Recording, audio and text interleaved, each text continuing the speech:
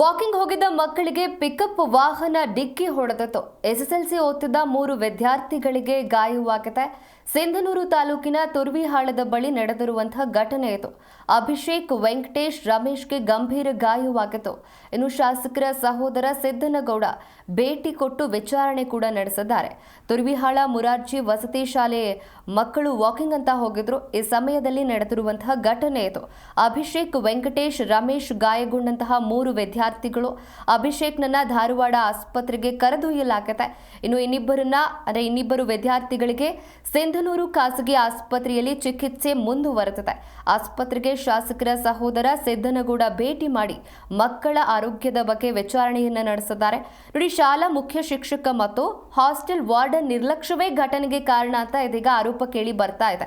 ಯಾಕಂತ ಹೇಳಿದ್ರೆ ನಿಯಮದ ಪ್ರಕಾರ ಮಕ್ಕಳನ್ನ ವಸತಿ ಶಾಲೆ ಕಾಂಪೌಂಡ್ ಹೊರಗೆ ಬಿಡುವಂತೆ ಇಲ್ಲ. ಆದ್ರೂ ಕೂಡ ಮಕ್ಕಳು ವಾಕಿಂಗ್ ಅಂತ ಹೋಗಿ ನಡೆದಿರುವಂತಹ ಘಟನೆ ಇದು. ಸೊ ಹಾಗಾಗಿ ಶಾಲೆಯ ಮುಖ್ಯ ಶಿಕ್ಷಕ ಮತ್ತು ಹಾಸ್ಟೆಲ್ ವಾರ್ಡನ್ ನಿರ್ಲಕ್ಷ್ಯವೇ ಇದಕ್ಕೆ ಕಾರಣ ಅಂತ ಇದೀಗ ಆರೋಪ ಕೇಳಿ ಬರ್ತಾ ಇದೆ. ಆದ್ರೂ ಕೂಡ ಮಕ್ಕಳನ್ನ ವಾಕಿಂಗ್ಗೆ ರಸ್ತೆಗೆ ಬಿಟ್ಟಿದ್ದಾರೆ ಅನ್ನುವಂತಹ ಪ್ರಶ್ನೆಯನ್ನ ಮುಂದಿಟ್ಟಿದ್ದಾರೆ.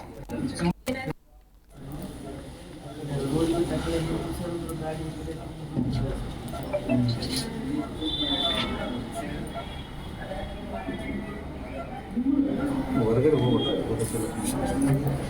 ವಾರ್ಡನ್ ಗಿಡ ನಿಂತ್ರೇನಪ್ಪ ಇದ್ದಿಲ್ಲ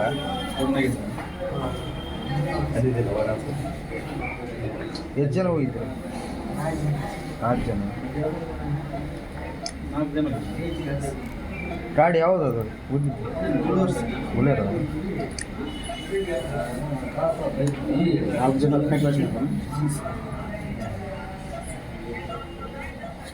ಮುಂದೆ ಬಡಿದೆ ಏನು ಪಾಠ ಕೊಡ್ಬೋದು.